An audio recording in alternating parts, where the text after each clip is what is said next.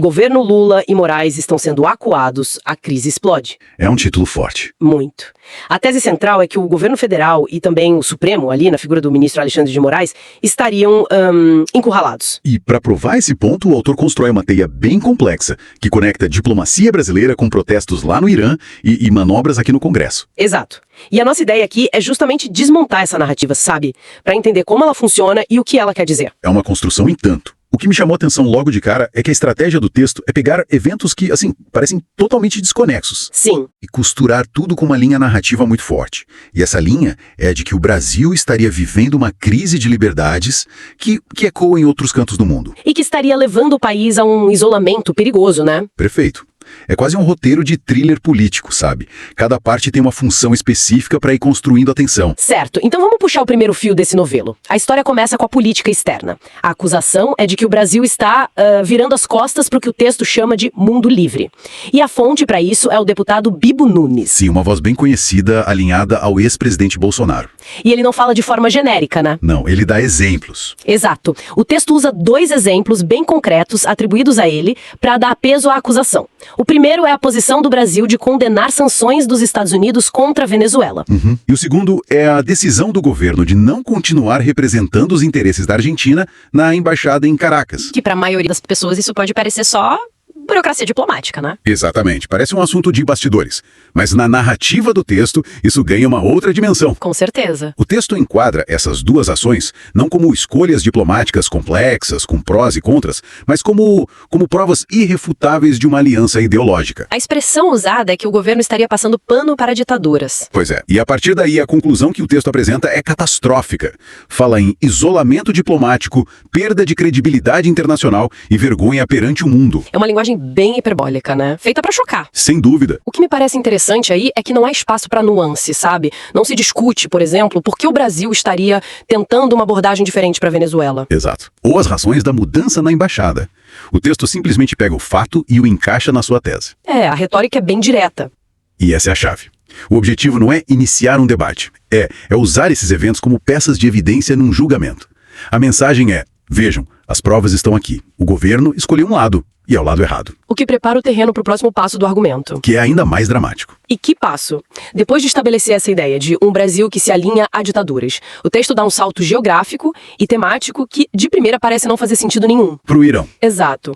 Ele nos leva pro meio dos protestos no Irão. Quando eu li essa parte, a minha primeira reação foi: o que isso tem a ver com o Brasil? E essa é exatamente a reação que o texto quer provocar, para depois tecer a conexão. A jogada é criar um contraste moral extremo. O documento cita o deputado Coronel Crisóstomo com uma frase de efeito: nenhum regime é maior que o povo. Abaixo de Deus, o poder sempre emana do povo. Ao colocar essa citação logo depois de falar do Irã, ele cria uma ponte imediata. Isso, a ideia é: o que acontece lá é uma lição para o que pode acontecer aqui. E a coisa fica bem mais visual, mais visceral. O texto menciona que o deputado estadual Bruno Souza teria divulgado o que descreve como imagens chocantes de hospitais em Teherão. Sim, com pessoas desesperadas procurando parentes. E aí vem a acusação direta de que o regime iraniano teria assassinado centenas de manifestantes. Mas espera um pouco. Comparar o que acontece nas ruas de Teherão, sob um regime teocrático, com a situação política no Brasil, não é um salto lógico gigantesco? É enorme. O documento não corre o risco de perder credibilidade ao fazer uma equivalência tão forçada. Essa é a questão central. Do ponto de vista lógico, a comparação é frágil. Mas a estratégia aqui não é lógica, é emocional. É um atalho retórico. Perfeito. Em vez de construir um argumento do zero para provar que a situação do Brasil é grave, o texto importa a gravidade e a indignação de um conflito externo. Ele pega o choque que as imagens de Teherão causam e tenta transferir esse sentimento para o debate brasileiro. Exato. E a conexão é feita quando o mesmo deputado, Bruno Souza, denuncia que, enquanto isso acontecia no Irão, grupos de esquerda estariam na Avenida Paulista protestando a favor do regime iraniano. Aí a ponte é construída. O mal de lá teria defensores aqui. Pois é. A justaposição é a ferramenta. De um lado, vítimas de um regime brutal. Do outro, supostos apoiantes desse regime no coração do Brasil. Isso serve de gancho para a acusação final nesse segmento que vem do deputado Cabo Júnior Amaral. A de hipocrisia e seletividade moral. Sim, o texto detalha como ele contrasta as críticas do governo brasileiro a Israel com o que ele alega ser um silêncio total sobre a repressão no Irã. E ele não para no governo, né? O deputado, segundo o texto, amplia essa acusação. Ele vai para cima de artistas, ativistas, da imprensa. Isso. Questionando por que eles não estariam protestando com a mesma veemência. É uma forma de dizer que não é só uma falha do governo, mas uma falha moral de todo um campo político e cultural do país. A narrativa cria um nós, os defensores da liberdade, contra eles, os hipócritas seletivos. Exatamente. Depois de usar o Irã como esse exemplo máximo de tirania e hipocrisia, a análise não para por aí. Ela volta o foco para mais perto de casa, para a América Latina. Sim, e se no Irã o texto focou no problema, na América Latina ele aponta para uma suposta solução. A fonte aqui, o deputado Gil Diniz. Certo. Ele afirma que a pressão dos Estados Unidos estaria tendo resultados concretos, forçando a Nicarágua e a Venezuela a libertar centenas de presos políticos. Incluindo pastores, opositores, o que, dentro da lógica do documento, é uma afirmação muito poderosa. Ele está dizendo que existe uma ferramenta eficaz para lidar com esses regimes, a pressão externa. Exatamente. E a seguir, o texto faz a conexão direta com o Brasil.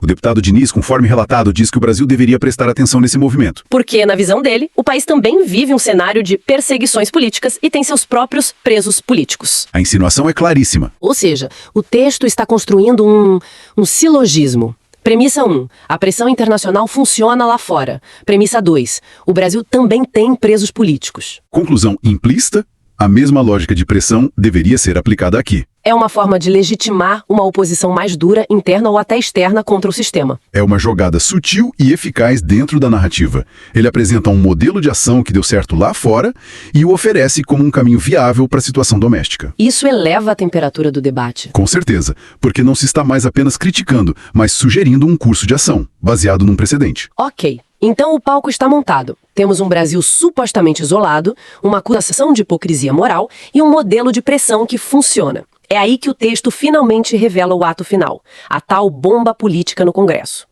Grande cartada. O texto anuncia pela voz do deputado André Fernandes que já existiria uma maioria formada no Congresso para derrubar o veto do presidente Lula ao projeto da anistia. A anistia para os envolvidos nos atos de 8 de janeiro. Exatamente. Isso é apresentado como o clímax de toda a tensão que o documento veio construindo. E o texto entra em detalhes sobre a operação, o que dá um ar de notícia de bastidor, de informação privilegiada. Sim, diz que parlamentares aliados do ex-presidente estão ligando um por um para os colegas para garantir os votos. E o deputado Fernandes é citado prometendo continuar a luta iniciada na CPMI para revelar toda a verdade. É bom fazer uma pausa aqui. Quando ele fala em CPMI, para quem não acompanhou, ele se refere àquela comissão de inquérito sobre os atos de 8 de janeiro. Certo. Para esse grupo político, a comissão foi uma chance de apresentar a sua própria versão dos fatos. E o deputado está dizendo que essa batalha agora continua no plenário. E o alvo dessa batalha, segundo o texto, é muito claro. Qual é o peso dessa manobra dentro da narrativa? O peso é total. É a virada da chave. A narrativa sai do campo das ideias, da diplomacia e aperriça na ação política pura e dura. Com consequências imediatas. Exato. A derrubada do veto não é apresentada só como uma questão sobre anistia. Na lógica do documento, ela vira uma ferramenta para um confronto direto com o poder judiciário. Personificado na figura do ministro Alexandre de Moraes, que foi o relator da maioria das ações, né? Exatamente. Então a anistia vira o campo de batalha para uma guerra maior entre os poderes. O texto enquadra isso como o confronto direto final. Sem dúvida. Todos os argumentos anteriores, o isolamento, a hipocrisia, a pressão, serviram para justificar moral e politicamente este momento. É o ponto em que a suposta reação conservadora se materializa num ato legislativo. Com o objetivo claro de desafiar as decisões do judiciário e, por consequência, o executivo que vetou a lei. Fica claro que a estrutura é muito deliberada. Cada parte constrói a base para a seguinte. Sem dúvida. É uma peça de retórica política muito bem montada do ponto de vista de quem a escreveu. Começa longe, no cenário global, para criar um contexto de crise de valores e vai afunilando. Exato. Até chegar a uma votação específica no Congresso Nacional, que é apresentada como o ponto de ruptura de todo o sistema. Exato.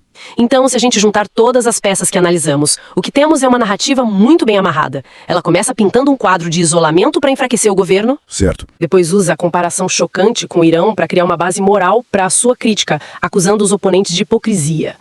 E, finalmente, traz tudo para casa, para Brasília, com a alegação desse movimento coordenado no Congresso para desafiar diretamente o Judiciário e o Executivo. O retrato final é esse.